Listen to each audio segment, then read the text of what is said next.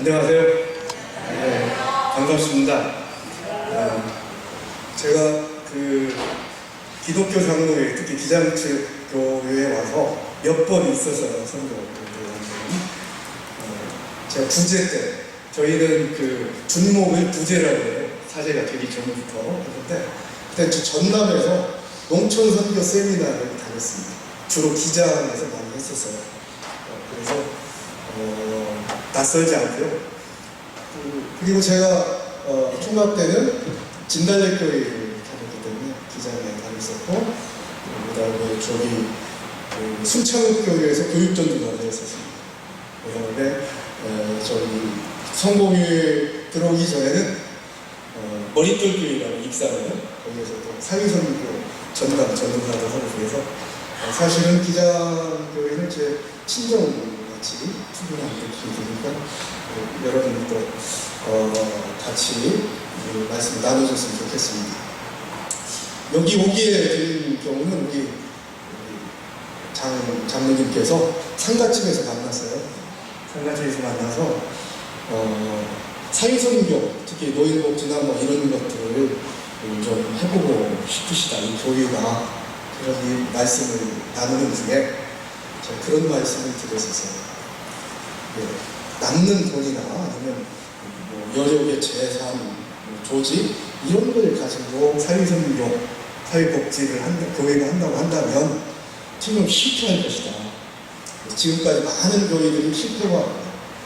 그래서 왜 사회선교나 사회복지나 이런 교회가 해야 되는지에 대해서 뭔가 교회적으로 큰 연구나 아니면 논의가 있어야 되고 모든 성도들이 우리가 진짜 해야 되겠구나 이런 마음과 결단이 있을 때 시작해야 된다는 말씀을 드렸습니다.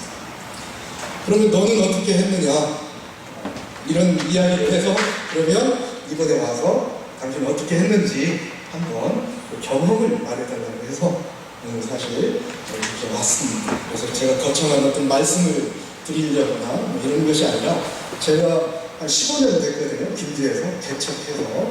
그래서 그때부터 있었던 이야기를 이렇게 여러분들에게 들려드리면 도움이 되지 않을까 그렇게 생각합니다. 저희 성공회는 교구제입니다. 그래서 한국에 3개 교구가 있고 3개 교구가 합쳐져서 관구가 이렇게 이루어져요. 그래서 한국 관구입니다. 그 전에는 영국 교회 소속이었어요. 관구로 독립하기 전에는 92년에 저희가 독립을 했습니다. 상당히 늦게 독립을 한 거죠. 그리고 저희가 속한 이 지역은 대전 교구 산하에 있습니다. 그리고 대전 교구에는 이제 여기 시찰처럼 교무구라는 곳이 있어요. 전라남북도가 하나의 교무구로 엮여져 있습니다. 그래서 저번 주일날 교무구 회의를 했는데 그 교무구 회의에서 논의된 것이 뭐냐면 똑같아요. 여기서 교회에서 왜 사회복지를 해야 되는가, 사회선교를 해야 되는가, 뭐 교세도 자꾸 그런데 교회 성장을 좀 더 많이 해야 되지 않겠느냐, 뭐 이런 이야기가 성공회에서도 일어나고 있습니다. 성공회에서 사회복지를 굉장히 많이 하고 있습니다. 사회선교를 중점적으로 하고 있는 곳이 성공회입니다. 전라남북도를 통틀어서 교회가 5개밖에 없어요. 광주에 하나 있고 정읍에 하나 있고 김제 제가 개척에서 하나 있고 전주에 하나 2개 있습니다. 그 중에서 정읍교회하고 전주교회만 좀 자립하는 교회 그냥 꼴이다. 나머지는 전부 미자립, 아주 작은데 근데 사회선교 기관이 30개가 있습니다. 사회선교 기관이. 그래서 저희 김제도 말하자면 저희 김제가 교인은 20명밖에 안 돼요. 근데 저희가 봉급을 주는 사람이 400명입니다.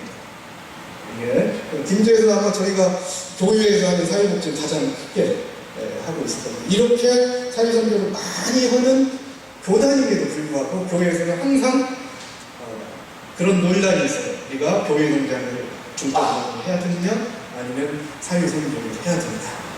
그 논란의 와중에서 한 가지가 또 있습니다. 과연 도움이 되냐? 교회가 사회복지를 하면 교회 성장에 도움이 되느냐? 이런 이야기입니다. 또 하나는 사회선교라는 목적이 이제 교회가 점점 숫자가 적어져요. 그리고 성장이 이제 멈췄어요. 한국교회가.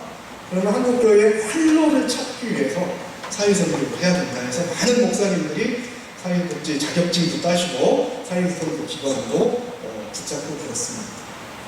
그것이 옳은 것이냐 뭐 이런 것을 심도 있게 우리는 논의해야 될 때라고 생각합니다. 저희가 사회선교를 시작했을 때 저희는 교회 사회에서 선교의 도구로 이걸 여기거나 교회 성장을 하는 방법으로서 사회선교를 시작하지 않았습니다.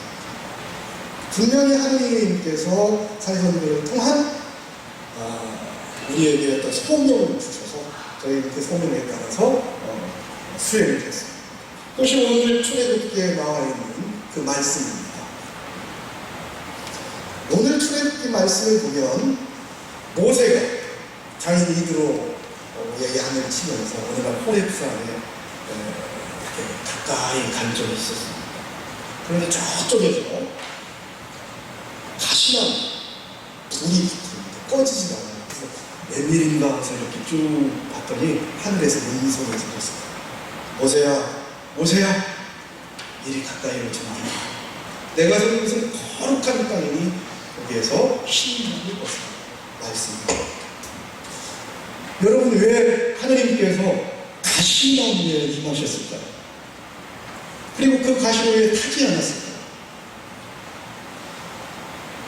우리는 그 말씀을 3장에서 나오면 그 말씀 8절이나 9절, 10절 이런 데 쭉 보면 그 가시는 그 민족이 당하는 고난을 의미하고 있습니다. 하느님께서 애굽에서 고통당하는 자신의 백성들을 똑똑히 얼마나 고생한지 보셨다고 오늘 말씀에 나와 있습니다. 그리고 그들의 신음소리를 들으셨습니다. 그리고 그들이 얼마나 고생을 당하는지 아주 세세히 알고 계셨다고 말씀하고, 그러고 나서 하나님께서 말씀하십니다. 8절에 보면 내가 내려와서, 하나님께서 당시 백성의 고난당하는 현장에 내려오셨어요. 임하셨어요. 하늘에서. 이것이 바로 가시나무에 임하신 하느님의 들꽃을 의미하고 있습니다. 하느님이 계신 곳은 언제나 어디냐? 그곳은 당신 백성이 고난당하는 현장이 바로 하느님이 계시는 것입니다. 그것으로 모세를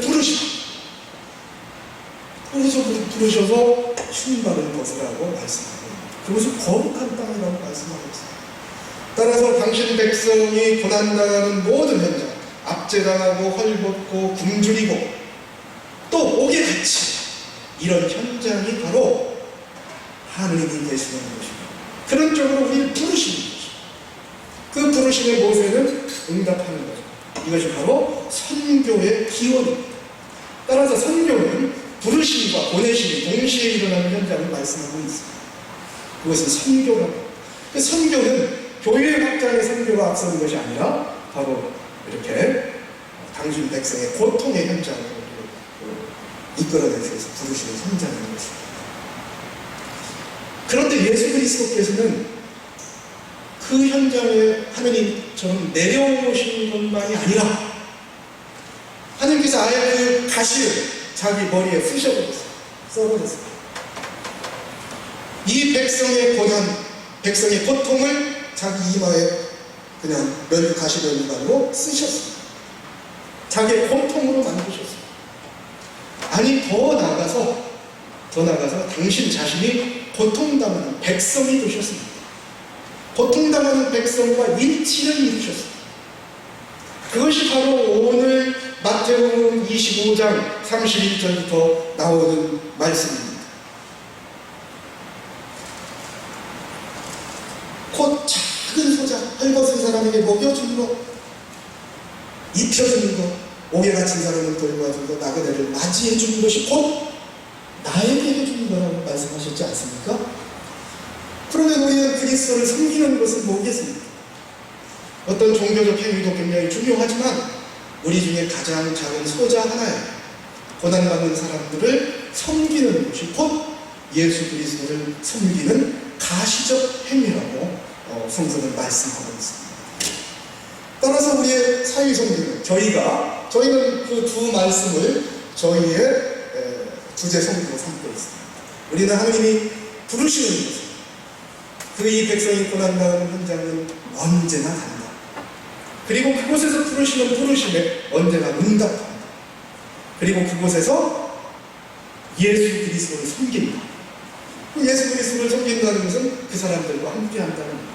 이것이 사회 선교의 지상 명령이라고 할 수 있는, 그리스도께서 우리에게, 하나님께서 우리에게 명령하신 그 명령을 수행하는 것, 이것이 바로 사회 선교라고 할 수가 있습니다. 오늘 저희는 이제 설교가 그 본문이 1년 12달 내려와요. 좀 어려워요. 본문이 이게 주어지니까 본문에 따라서. 오늘 저희 본문은 선한 사마리아 사람에 대한 비유였습니다. 영생이 어디에 있냐고 묻는 율법학자에게 예수 그리스도께서 그렇게 말씀을 하십니다. 성서에 뭐라고 써있는지, 내 마음을 다하고 힘을 다하고 정성을 다해서 내 하나님을 사랑하고 내 이웃을 내 몸같이 사랑하라, 이렇게 쓰여 있습니다. 이게 영생의 길이잖아요. 너도 그렇게 해라. 그럼 영생을 얻을 거다. 그러니까 좋게 보이려고 율법학자가 이렇게 이야기해요. 그럼 내 이웃이 누구입니까? 그러니까 선한 사마리아 사람의 비유를 말씀하십니다. 어떤 사람이 예루살렘에서 여리고로 내려다가다가 강도를 만났습니다. 숨쉰 강도한테 맞아서 반쯤 죽었다고 말했습니다. 그런데 마침 그때 제사장 하나가 그 사람을 보고, 분명히 성서에 뭐라고 하냐면 보고 피하여 지나갔다고 했습니다. 보고 피하고 지나갔다. 레위 사람, 성전에서 봉사하는 레위인도 똑같습니다. 그 사람을 이렇게 보고 피해서 지나갔어요. 그런데 선한 사마리아 사람 하나가 와서 딱 보니까, 딱 봤어요. 봤는데 가엾은 마음이 생겼어요. 마음에 가여운 마음이 생겼어요. 그러잖아요. 강동하는 가여운 마음이 생겨서 상처를 쌈을 치료해주고, 돌봐서 치료해주고, 말에 태워서 여관에 데려다가 놓고 다시 밤새도록 치료한 다음에 아침에는 부탁하고 떠났다고 그렇게 말씀하고 있습니다. 하나님이 계신 곳은 어디라고 그랬죠? 고난당하는 강도 만난 사람들의 현장에 하나님이 계신 곳입니다. 교회는 하나님의 현장, 강도 만난 현장에 하나님이 계시다는 것을 이야기해요. 그것은 왜냐하면 하나님이 계시고 이웃이 있기 때문입니다. 우리가 이웃이 있어야 우리가 이웃을 사랑해서 영생을 얻을 거 아닙니까? 현장에 강도 만난 사람 현장. 그런데 제 사제가 그 지나가는, 왜냐? 그 사제에게 있어서는 강도 만난 현장은 교회가 아니었던 것이고, 성전은 다른 곳에 있었던 것이고, 자신들의 성전이 따로 있었던 것이고, 사실은 기독교가 생겨난 이래, 성서가 생겨난 이래 하나님을 성전에 유폐시켰습니다. 가두어 놨습니다. 현장에 계신 하나님을 이런 성전에다 가두어 놓는 거예요. 유폐시켰죠. 그래서 하나님을 현장에서 찾는 것이 아니라 교회에 가서 찾습니다. 그러니까 피해서 가세요. 현장은 교회가 아니기 때문에 사실은 내 일이 아니라고 그렇게 말씀하고 있는 것입니다. 저희 사회선교 하는 사람들은 그 현장에서 하나님을 만나요. 현장에서 하나님을 보게 되는 거죠. 거기에 하나님의 성소가, 거기가 바로 현장의 하나님의 교회라고 저렇게 하고 있습니다. 그리고 그들은 율법학자들이었습니다. 율법학자들은 하나님의 말씀을 연구하는 사람들이었는데요. 하나님의 말씀이 그러면 어디에 있는가? 신명기 30장 한번 보실까요? 신명기 30장.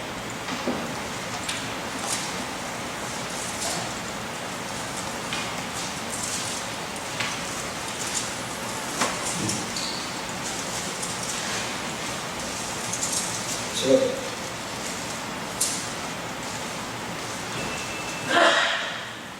30장 13에서 14절 한번 읽어보실까요?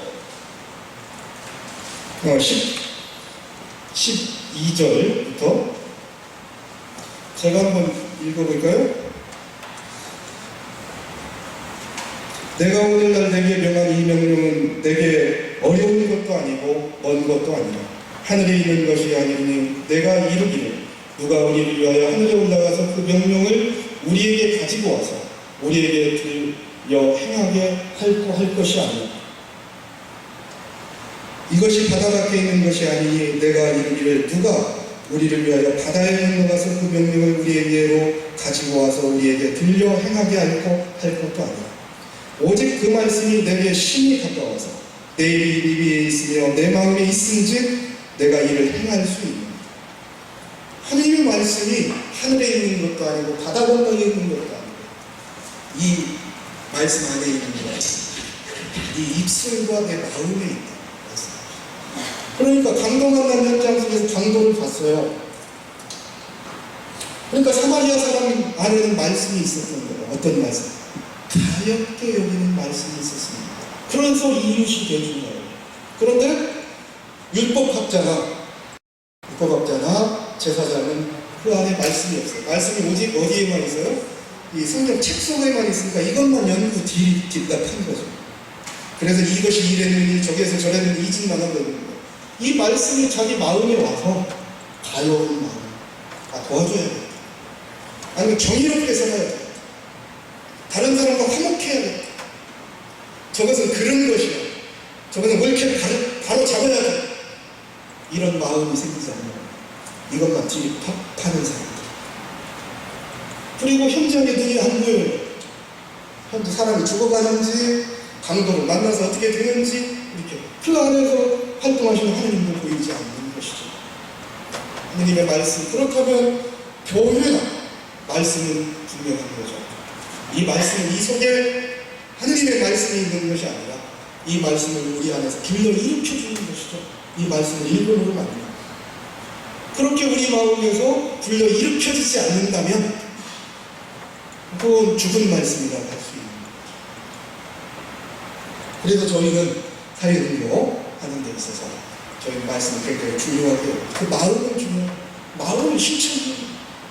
하나님의 말씀대로 다른 수행 이런 걸로 사회운동, 사회복지를 하지 않는다면 교회가 아까 이야기한 대로 교회 선교, 교회 확장을 위해서 봉사하기 위해서 사회복지를 한다고 하든지 아니면 그래도 우리 교회가 이 정도는 해야지 사람들이 창피하지 않지 뭐 이렇게 할 수밖에 없다는 얘기예요.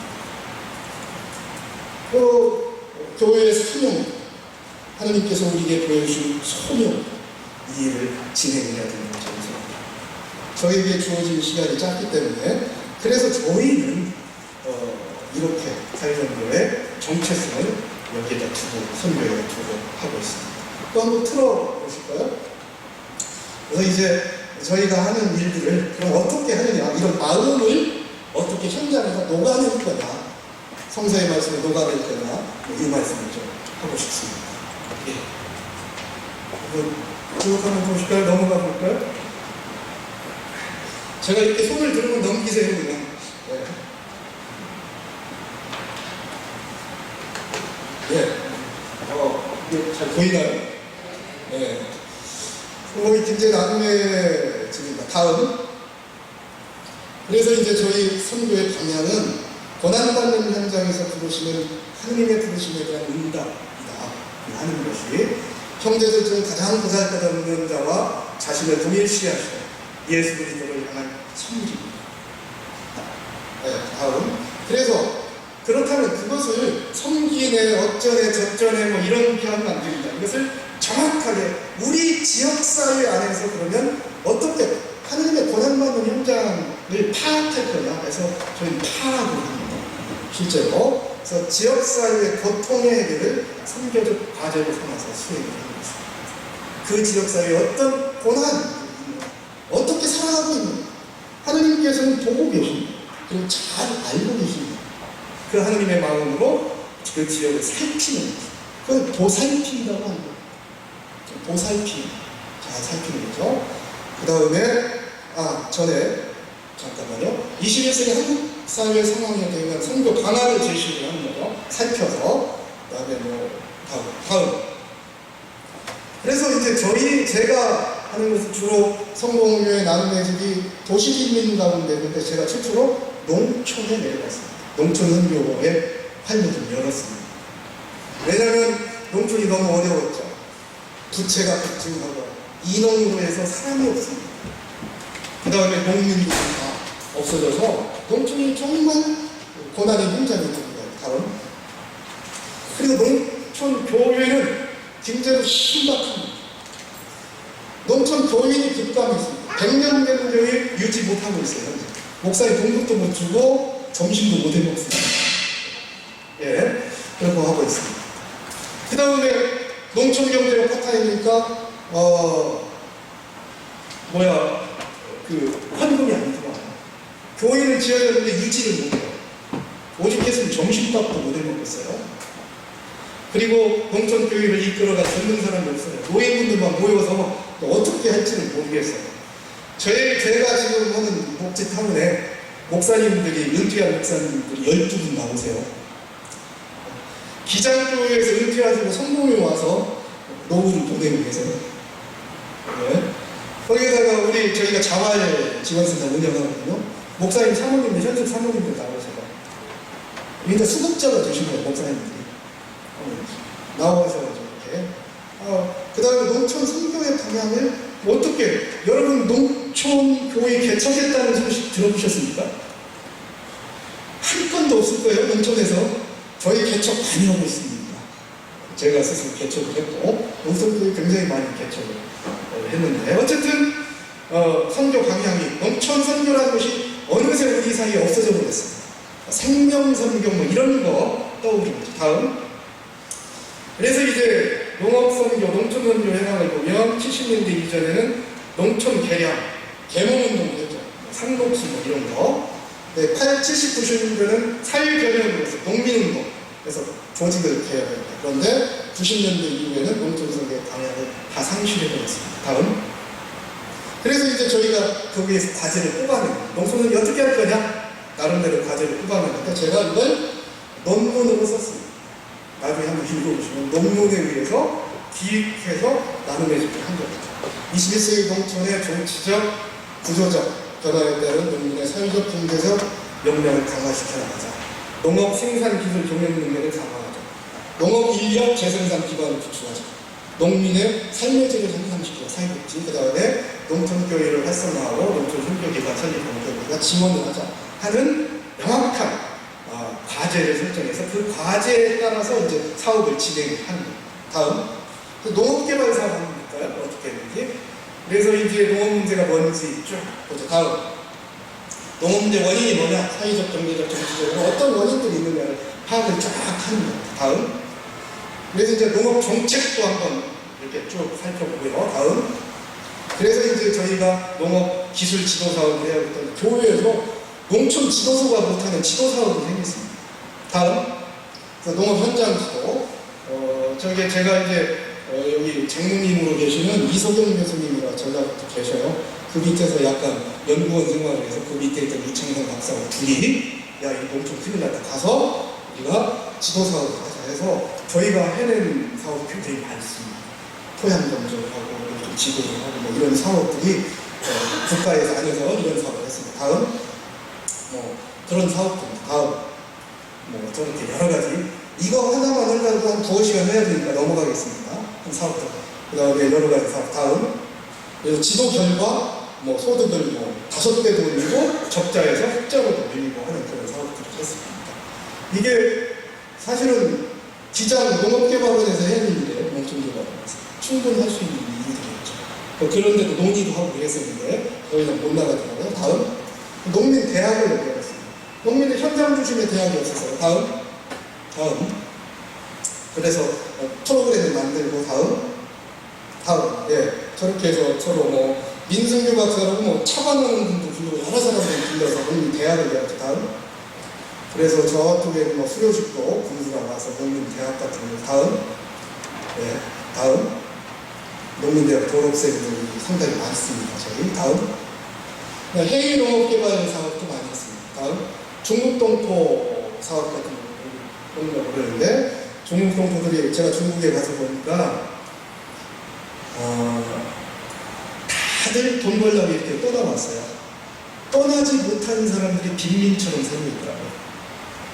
저 사람들 자활 사업을 어떻게 한번 해볼까.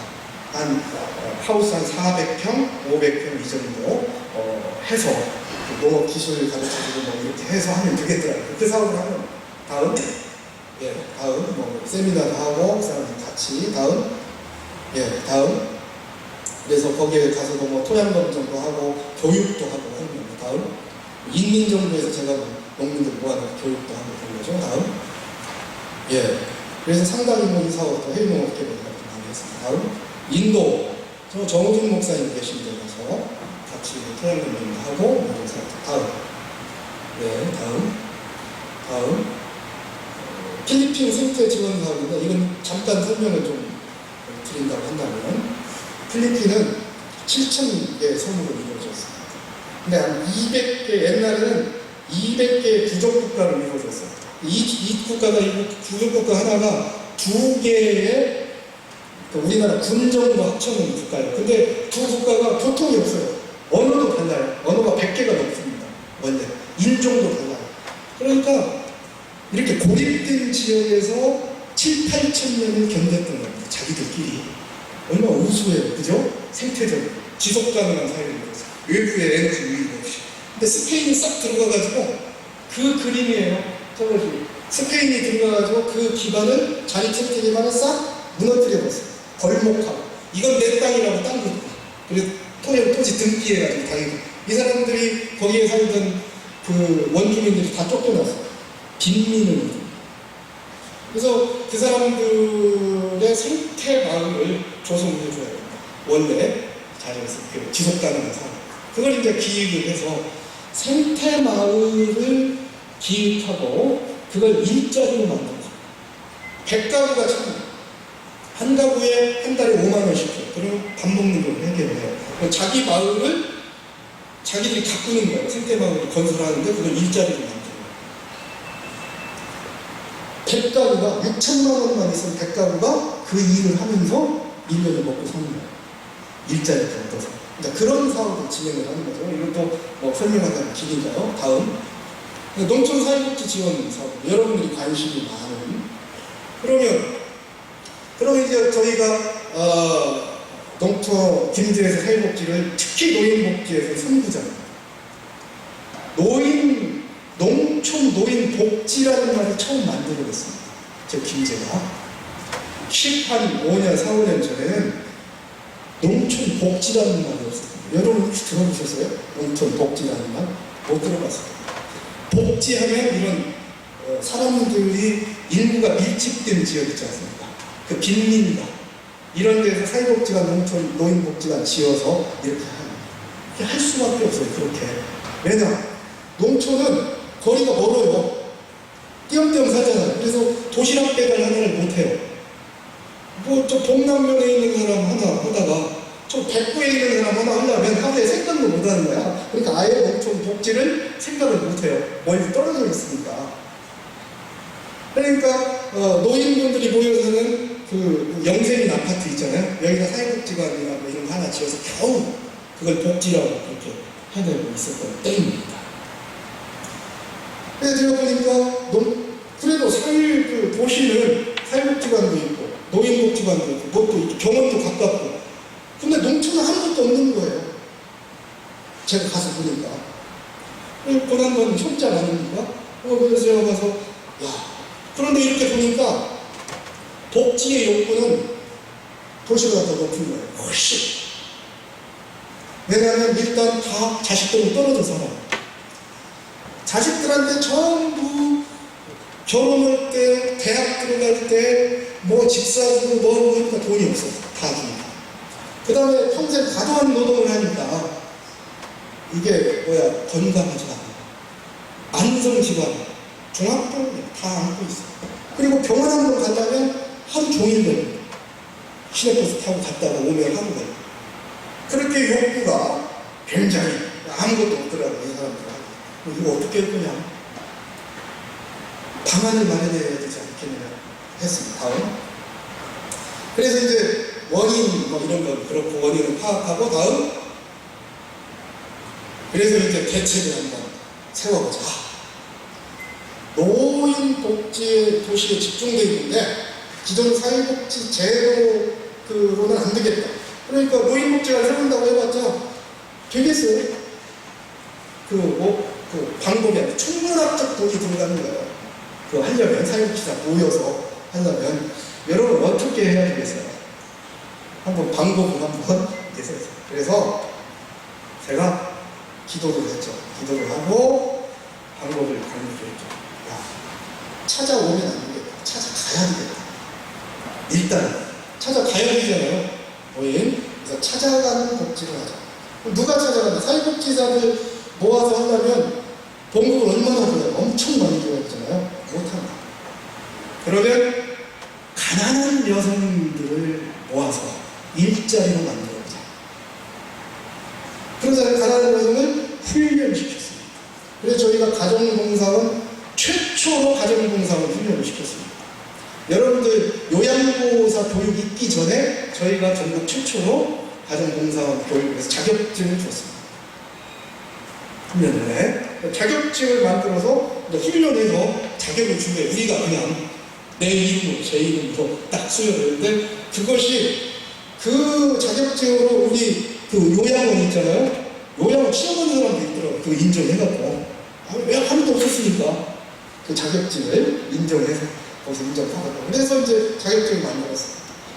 두 번째, 그러면 노인들을 파악을 해야 할 거예요. 네 땅이 저기 산골짜기 있는 사람은 어떻게 파악을 해? 다니는데 그거 파악하는데 그거 파악하는데 뭐 한 3년 걸리겠더라고. 어느 집에 누가 왔다. 그래서 가만히 이렇게 봤더니 김제에는 농촌 보시면 보건지소 말고요 진료소가 있습니다. 여러분 아세요? 립단위에 진료소가 27개가 있는 거기는 그 지소가 몇 단위 이하 립단위에 지소들이 쫙 있는 거예요. 그분들한테 10명씩만 추천해달라고 했더니 27개에서 하루 만에 그래서 이제 도움 안 받는 분, 가난한 분, 혼자 사시는 분 기준을 만들어서 이런 분 추천해달라고 하니까 일주일 만에 270명 와요. 기존에 있는 제도를 파악하는 거죠. 기존에 있는 그런 보건복지 제도를 파악을 해서 그거 해서 이제 되고 이 사람 훈련해서 면접을 해서 30명을 수료를 시켰습니다. 300명을 태워를 했습니다. 1년에. 이게 일어나는 게 2달 만에 그걸 이루었어요. 기존에 있는 재원 뭐 이런 걸 가지고. 그래서 그것이 이 제도가 지역자활센터의 가사 강병사업이라는 것을 타고 이게 전국으로 퍼졌습니다. 그래서 지금은 이게 요양보호제도 뭐 이런 걸 통해서 지금은 뭐 도처에 그런 걸 하고 있지 않습니까? 그래서 처음 문을 열었습니다. 보니까 거창한 시설이 필요 없어요. 사무실 하나 있으면 되더라고요. 그래서 우리는 사무실 하나만 있었어요. 다음. 그래서 이제 저 기존 사회복지관의 한계, 접근성, 효용성 극복해서 뭐 이런 거 활용한다. 새로운 농촌진보 영역으로 확대하고 목표 영역을 우리가 목표나 영역을 뭐 이렇게 지금 안 되니까 그때 제 안을 들여가지고 아마 이런 지원센터들 교회들이 했다면 다 살아남을 수 있을 것 같아요. 각 연단이고 개척을 한번 해보자고 제안도 하고 그랬는데 10년 전에는 그런 위급함을 못 느껴가지고 지금 하려고 하니까 다른 데로 다 하고 있잖아요. 다음. 그래서 이제 사랑 실천단 쭉 해서 연역하고 다음. 그래서 이제 정서적 서비스, 경제적 서비스, 신체적 서비스에서 저희가 18가지 서비스를 했습니다. 서비스 자체를. 어떤 노인분들은요, 평생 생일상 한 번 못 찾아오는 분이 한 70%거든요. 우리가 5,000원 정도의 생일상도 찾아다 드리고, 다 했죠. 다음. 가사 지원도 해드리고, 다음. 정서 지원, 말벗도 해고, 또 간병도 해드리고, 다음. 교련 사업도 하고, 다음. 목욕, 다음 집수리도 해드리고, 집수리 보니까 간단한 거예요. 노인들이 어느 날 가보니까 막 모기에 다 물려가지고, 이게 간단히 방충망만 하면 되는데 12,000원 들여서 방충망 사서 그런 거. 그 다음에 보일러를 못 하셨습니다. 보일러 선물하죠. 뭐 이런 것들이죠. 다음 영정사진 찍고, 다음 땔감도 정말 땔감이 있는 거죠. 다음. 그래서 이제 이런 사업을 하다 보니까 정부에서 한시적으로 저희가 이제 사업을 하기 전에 저는 이제 그렇게 이야기했습니다. 우리는 건물을 갖지 않는다. 그럼 언제든지 해체해야 준비됩니다. 왜냐하면 우리는 돈을 가지고 사회사업을 하지 않는다. 조직과 기존에 있는 자원들을 연계해서 사업하겠다. 뭐 이렇게 했는데 어쩔 수 없이 저희가 건물 하나를 가졌습니다. 저거 정부에서 우리한테 지어주는 거예요. 한시적으로 노인복지센터라는 거죠. 땅 내면 위탁이 아니라 그냥 지어주는 거예요. 3억 들여서 건물이 하나 생겼습니다. 그래서 저기에서 우리가 하던 그런 사업들 있잖아요. 각종 사업들을 모아가지고 종합적으로 하는 저기서 하는 것이 아까 재가 사업, 그 다음에 가정공 사업, 그런 사업이 있고, 그 다음에 뭐 노인 일자리 사업, 그 다음에 주간보호 사업, 목욕, 뭐 이런 걸 다 합니다. 지금 다음 쭉 그래서 6가지 사업을 하죠. 주간보호, 방문보호, 다음. 그래서 뭐 저거 보일 겁니다. 제가 노인 지원 서비스, 다음 주야간 보호 서비스, 다음 장기 방문 요양 서비스, 다음 노인 일자리 사업, 다음 사회 노인 돌봄 뭐 이런 거, 다음 활동 지원 방문 등급 이런 사업들을 진행을 하고 있습니다. 푸드뱅크, 다음 정말 푸드뱅크 어디 좀 깨진 것 같네요. 다음 이거 여기다 오니까 좀 깨진데, 그래서 저희가 지역 자활 사업을 하고 있습니다. 이건 그냥 넘어가겠습니다. 다음 노인 여기 있네요. 다음 여기에요. 저희가 노인 복지 타운을 시작했습니다. 근데 이게 한 기장에서 했던 거예요. 그래서 기장에서 했던 건데 손을 들어서요. 운영을 한번 넘어갔다 저희한테 왔습니다. 사실 말이 안 되잖아요. 그죠? 기장은 얼마나 커요. 기장 뭐 100명, 1000명 되는 교육에 이렇게 교육인데 우리 교인 20명인데 우리가 해야 된다. 뭐 이렇게 해서 여기 한 3만 평 돼요. 구역이 한 3만 평 되고 노인복지 요양원도 있고 이 안에, 그 다음에 각종 또 노인 복지관도 기존에 있는 건 우리가 위탁을 받았습니다. 이번에. 그런데 이제 제가 드릴 말씀은 기장에서 했던 우리가 그냥 가져와서 한다 이런 이야기를 말씀드리려고 한 것이 아니라 과연 저 인프라를 가지고 뭘 해야 할 건지, 창조적으로 뭘 해야 할 건지를 생각해야 된다. 지금 김제 지역사회가 노인분들만 계십니다. 노인분들만.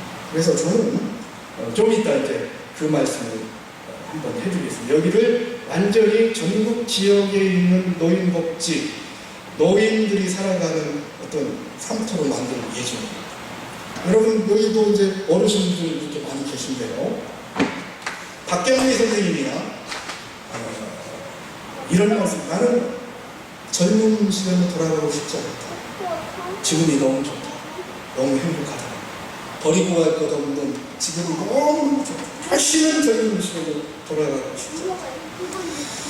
제2의 인생, 모든 짐을 다 벗고 이제는 그야말로 인생을 간조하고 새로운 인생을 살아가는 시기가 젊은 제2의 시기인데, 지금 우리나라가 노인 자살률 1위, 노인 빈곤율 2위, 살 수가 없습니다.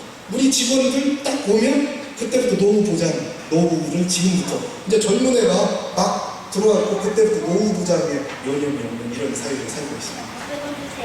그런 사회에서 노인복지 정책이나 노인복지의 방향을 어떻게 갖고 와야 할 것이냐, 이거 논의를 심각하게 하는데 지금 저기에서 시작하고 있습니다. 그럼 후에 다시 한번 하겠습니다. 다음 계속 넘겨보겠습니다. 시간이 안 났습니다. 다음 넘겨보세요.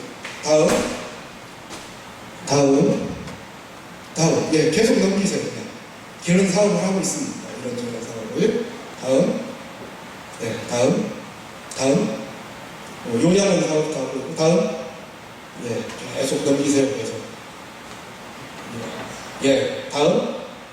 자활센터 하고 있습니다. 저희가 하는 일이 꽤 있어요. 계속 넘기세요. 그냥 다음 할 때까지. 예, 이런 사업들을 하고 있습니다.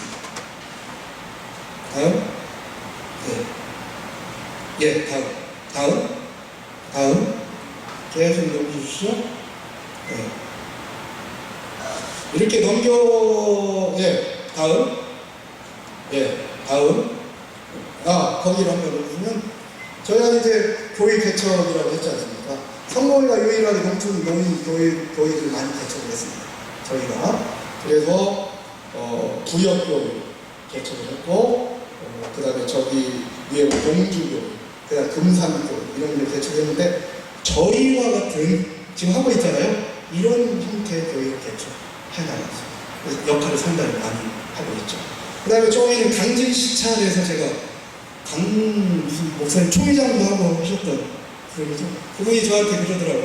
다시 오지 않겠냐고. 기자하고. 그래서 강진 전남로에서는 버스를 타고 저희 기관을 견학했습니다. 그래서 농촌협의회 모델을 만든 거죠.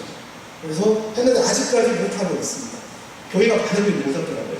하나만 있으면 할 것 같은데. 다음. 그리고 농촌선교는 저렇게 지원을 하고 있고요. 다음. 개척. 다음. 설립 기관들. 다음. 예. 여기까지가 이제 저희가 해온 10년간, 약 2년간 해왔던 일입니다. 김제에서 제가 그냥 숟가락 하나 딸랑딸랑 들고, 김제 신학교 막 졸업하고 와서 개척, 개석. 하나 이렇게 이루어놓으니까, 보니까 저희 직원이 지금 한 50명 되는 것 같아요. 일하는 직원만. 그리고 이제 자활사업 어쩌고저쩌고 해서 봉급을 한 달 나가는 게 400명 정도 나가더라고요. 하루에 우리가 만나는 인원이 2,000명을 만납니다. 전 사람이 나가서. 요양보호사들이 한 100여 명 이렇게 가니까. 그러니까 규모로 보나 하는 일로 보나 교회는 일주일에 한 번만 나오면 되잖아요. 우리는 연중 무휴. 예, 돌보잖아요. 거기는. 오늘 보니까 우리가 굉장히 대형 교회 같아요. 예. 보이면. 그래서 하느님의 선교 사업이라고 어떻게 할 수 있을 것인가 이렇게 보면 제가 일단 돈으로 절대 할 수 없다고 봅니다. 제가 돈이 없잖아요. 없어서 되는 거잖아요. 그냥 하나도 없어서. 기존에 있던 제도 이런 걸 가지고 하는 거예요. 그런 건 뭐냐면 교회가 저는 충분히 우리 교회 같이 거의 20명도 할 수 있는 일인데 우리 성경교회 같이 큰 교회 살 수 없겠습니까? 조직하고 그거에 대해서 해야 되겠다는 마음에서 하나님으로부터 성령을 받고 그리고 우리도 이런 사업 이 지역사회에 대한 애정을 갖고 해야 되겠다고 마음을 먹으면 돈이 없어도 충분히 할 수 있습니다. 돈은 막 쌓여져 있어요. 정부에서도 많고 제도도 많고 전부 그런 건 엮어서 한 거잖아요. 기존에 있는 시설만. 이번에 노인복지 타운 위탁하는데 별일이 다 썼어요. 우리 안 하겠다고 하는데 제발 해달라고. 거기밖에 맡을 데가 없다고 물어보세요. 하셔서. 그래서 그냥 안 맡으려다가 지역사회에서 나서가지고 해달라고 하니까 했습니다. 적자가 7천에서 작년 1억 4천 났습니다. 적자가. 그러면 한주장에서 왜 못한 줄 아세요? 적자 때문에 못했어요. 적자 메꾸려고 돈 들고 하니까. 그런데 이번에는 우리가 저희한테는 그 적자의 2배를 줄 테니까 해달라고. 돈을 얹어가지고 2억을 줄 테니까 해달라고. 그 2억 줘도 한 사람 아무도 없어요. 성공회에다가 이렇게 2억 줘서 하잖아요. 우리 돈 아니잖아요. 국민의 세금이잖아요. 이렇게 우리한테 해달라고 하잖아요. 그러니까 20명 나한테 좀 웃기는 거잖아요. 우리 제가 한 3만여 돈 되는 거창한 제가 1년 예산이 50억이요.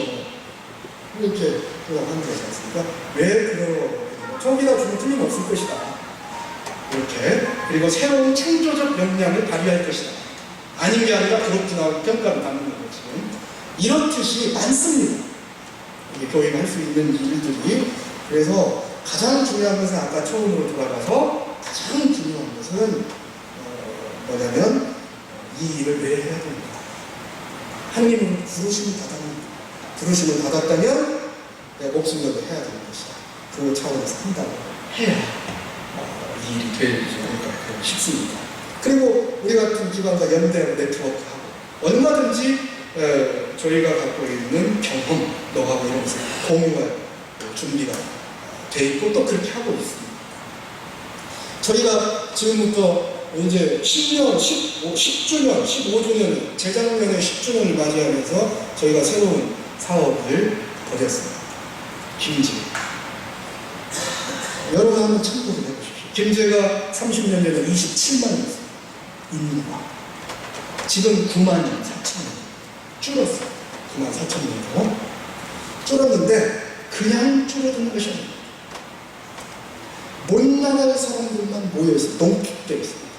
못 나갈 사람 누구예요? 이제 더 이상 노인, 65세 노인 인구 2만 4천 명. 장애인 10,000명. 수급자 있잖아요? 9,700명. 소년소녀 가장 7,000명. 9만 4천 인구 중에 6만 명이 이게 복지의 대상자. 지속 가능하지 않습니다. 여러분 혹시 김제 사셨어요? 동남이나 옛날에 남포나 이런 데 보면 장이였습니다.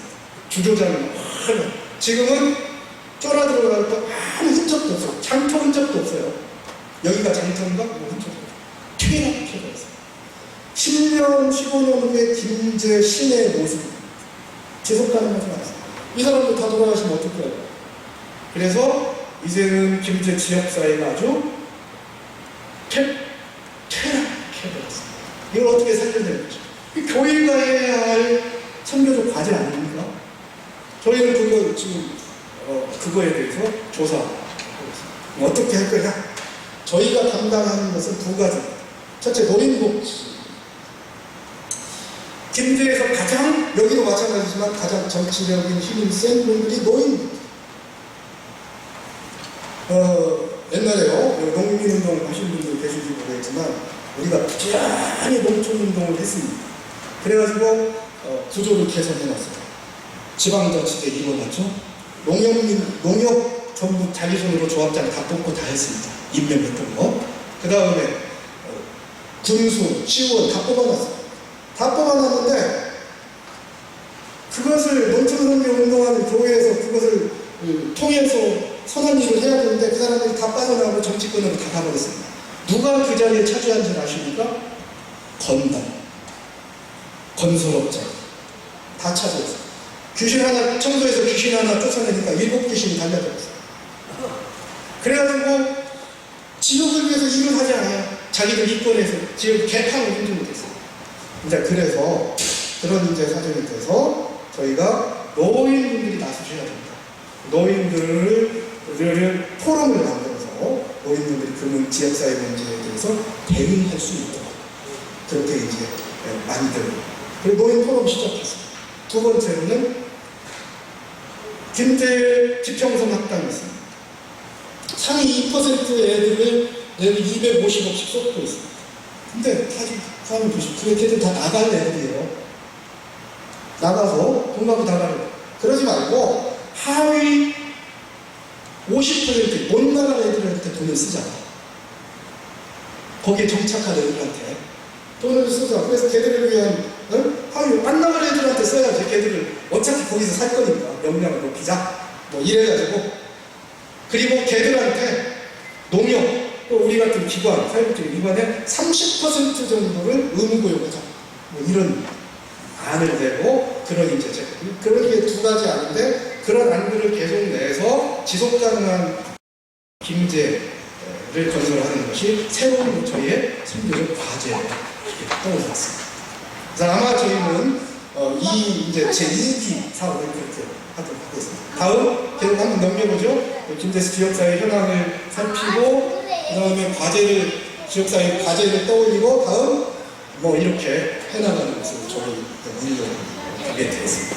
시간이 너무 많이 들어서 대충 과정과 흐름을 이런 식으로 간다, 이런 말씀을 한번 드려보고 싶고요. 언제든지 저희 김제 한번 오시면 이 현장을 돌아보실 수 있습니다. 그리고 이렇게 한번 어떻게 됐는지 한번 해보시면 더욱더 좋을 거라고 생각하고, 만약 그런 가정자녀들의 견해서 했으면 좋겠습니다. 혹시 뭐 지은이 같은 거 있으면 뭐 한번 해주시면 제가 네, 시간이 많이 간 것 같아요. 예. 좀 이따가 뭐 하실 것 같으면, 그러면 저는 뭐 이걸로 예 마치도록 하겠습니다. 하여간 저 안에서 함께 걸어가는 동역자 되기를 희망합니다. 고맙습니다. 예.